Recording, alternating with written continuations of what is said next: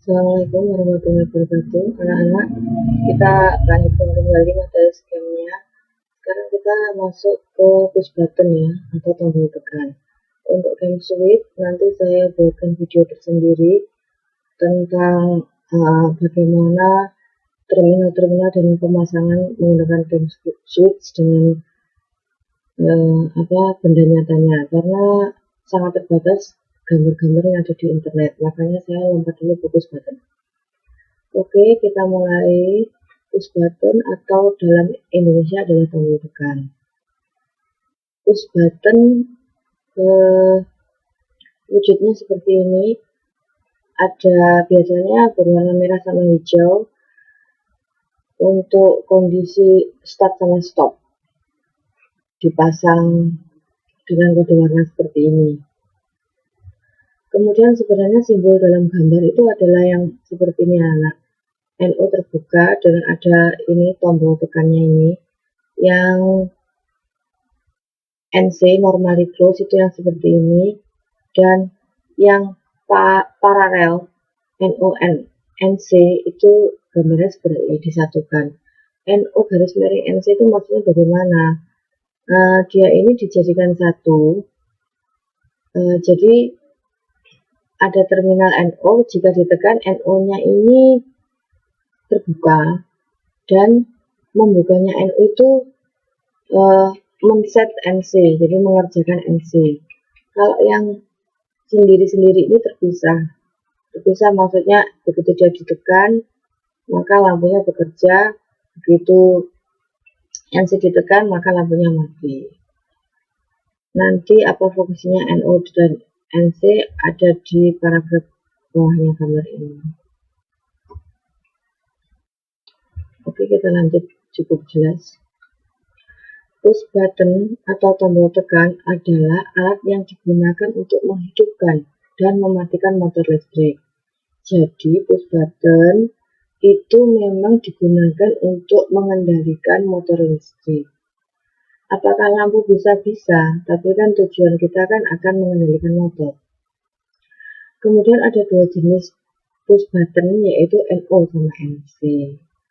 Push button NC digunakan untuk tombol off, sedangkan yang push button NO digunakan untuk tombol start atau tombol on.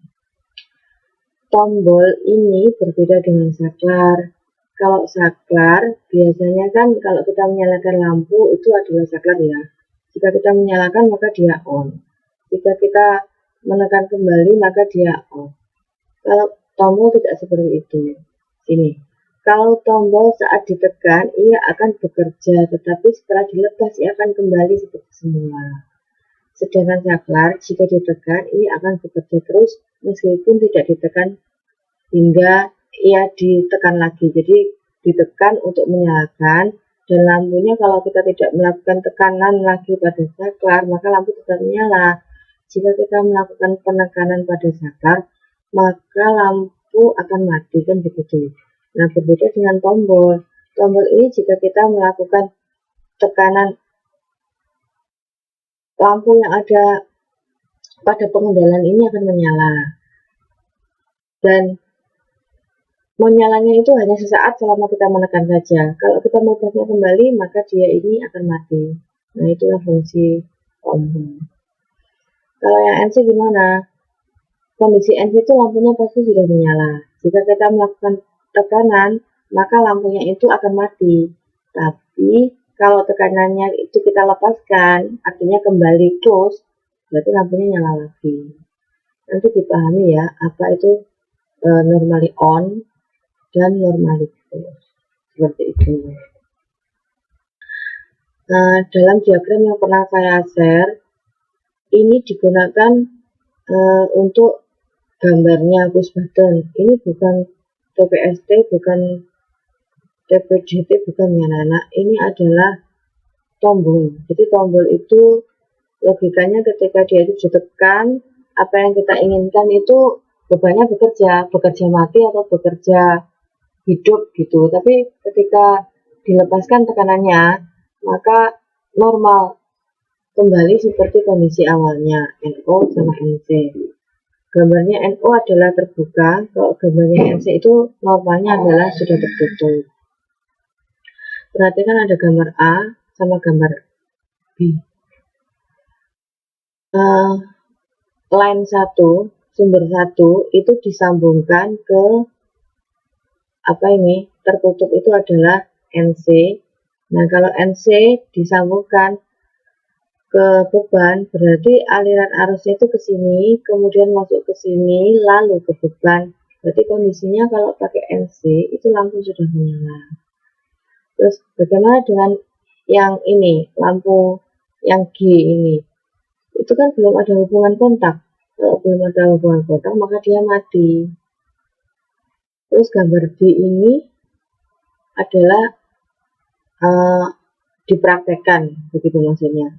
Jika tombol ini ditekan ke bawah, maka ternyata yang G itu berganti menyala. Yang semula belum menyala, dia akhirnya menyala. Tapi kan kita tidak mungkin posisi menekan terus.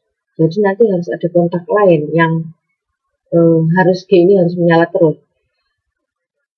Ini kalau tangannya ini dilepaskan, maka yang menyala kembali lampu R, bukan lagi lampu G.